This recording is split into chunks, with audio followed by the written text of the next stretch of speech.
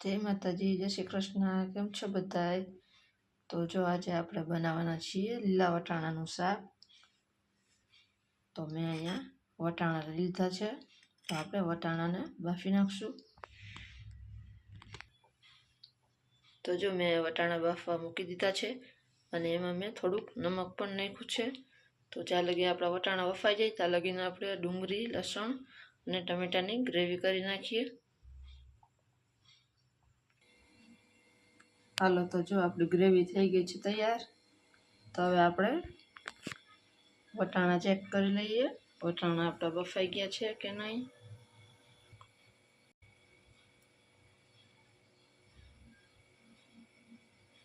तो आपणे हवे गैसनी फ्लेम ने बंद करी देशुं।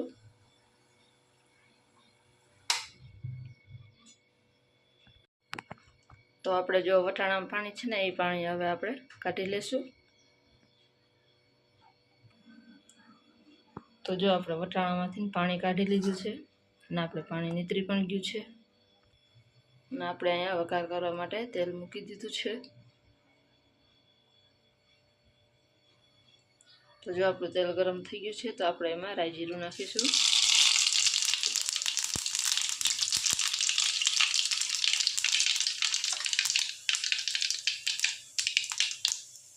થોડીક હિંગ નાખીશું। આપણે ડુંગળી અને લસણની ગ્રેવી કરી હતી એ ગ્રેવી નાખી દઈશું।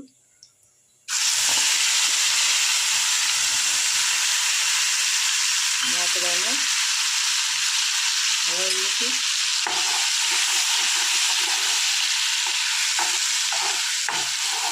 થોડીક વાર આપણે ડુંગળીની ગ્રેવીને ચડવા દઈશું। તો જો આપણી ગ્રેવી થઈ ગઈ છે મસ્ત તૈયાર। ને આપણે એમાં ડુંગળીની ગ્રેવી પછી આપણે ટમેટાની ગ્રેવી પણ નાખી દીધી હતી, તો હું તમને બતાવતા ભૂલી ગઈ છું। તો હવે આપણે એમાં મસાલા એડ કરી દઈશું। આપણે હળદર પાવડર નાખશું,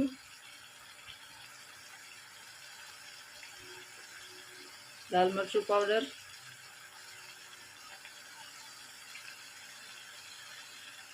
ગરમ મસાલો,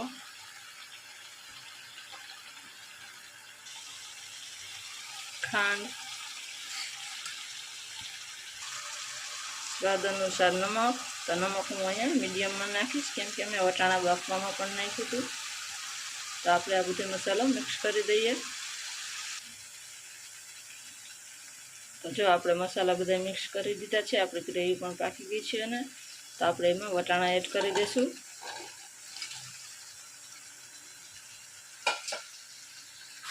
तो આપણે વટાણાને પણ મસ્ત મિક્સ કરી દઈશું।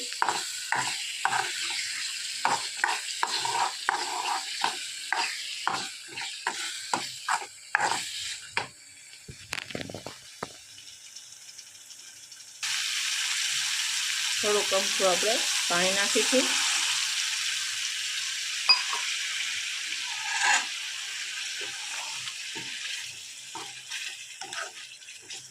तो हवे आपणे एने थोड़ीक वार चढ़वा देशुं।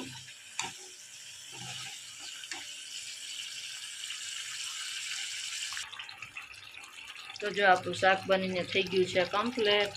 तो हवे आपणे गैसनी फ्लेम ने करी देशुं बंद।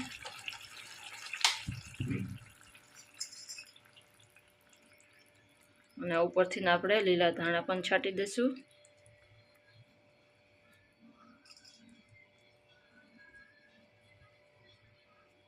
तो तमने अमारी रेसिपी केवी लागी कमेंट में जरूर जणावजो।